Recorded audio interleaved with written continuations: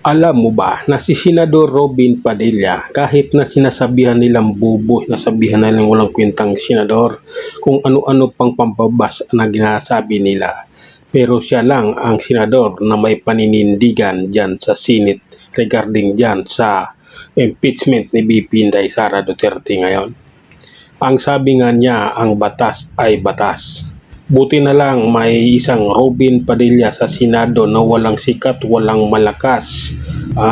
Kapag binaluktot mo ang batas, dapat kang maparusahan. Yan ang realidad, yan ang tindig ni Senador Robin Padilla sa totoong hostisya na nagaganap ngayon sa pinaggagawa nila ni BP Inday Sara, lalong-lalo na yung mga maka-administrasyon o mga tuta ng Malacanang.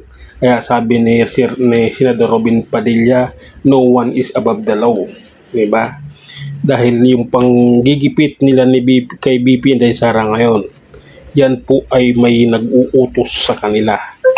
Yan po ay isang malaking kalukuhan dahil nga gusto nilang matanggal si BP Inday Sara pagka Vice President nang sa ganon sa 2028 ay hindi na siya pwedeng tumakbo sa pagka-presidente para manalo na yung mga hawak nilang mga senador at presidente at vice president dahil takot at takot sila kay BP Inday Sara, lalong-lalo na yung mga congressman na sangkot sa pagnanakaw ng flood control.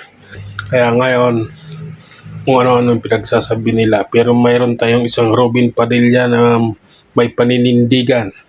Kahit sinasabihan nilang kung ano-ano, pero ayan, sumusunod sa batas. Hindi katulad kay Tito Soto, hindi katulad ng ibang mga senador. Sabihin na lang, bakit hindi na lang i-convict? Yan ang gusto ng taong bayan. So, hindi nila sinusunod yung batas. Pero itong senador na ito, naninindigan na ang batas dapat ay masunod, yung mali ay mali, o di ba? Dahil yung yung pag-trial nila kay BP Inday Sara ay wala sa tama, hindi sinusunod yung batas, kaya yun po ay hindi nararapat na masunod or hindi dapat na ipagpatuloy yung mga ganong gawain. Ngunit ganon pa man, may basbas kasi ng Malacanang, kaya nasusunod or ginagawa ng mga ibang senador at congressman.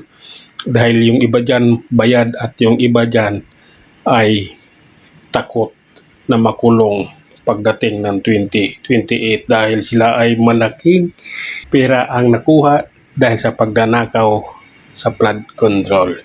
Yun lang muna mga idol. Hanggang sa muli, maraming salamat.